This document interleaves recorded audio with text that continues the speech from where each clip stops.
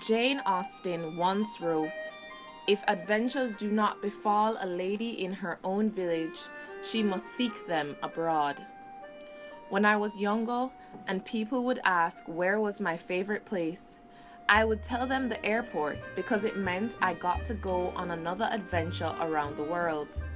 But in January, as I drove to the airport, it was almost like I was grief-stricken.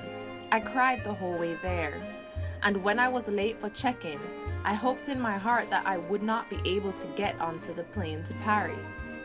I felt so embarrassed because I had been talking about Paris for months before. Everyone talked about their study abroad experiences and how it changed them for the better. I couldn't help but think that this is what I wanted. I wanted to become more independent, to learn French, to travel Europe, and to get away from a place I had begun to call home. I reminded myself of these things as I flew across the world and away from my friends and family, who had supported me for so long. At first, it was very hard for me. I thought about how long I could go without food, just so that I would not interact with people. But eventually, as I got into a routine of leaving my apartment every day to go to class, I realized the world wasn't as scary a place as I thought it was. I was worried that people would judge me for always being alone, and then I realized people in Paris love doing their own things.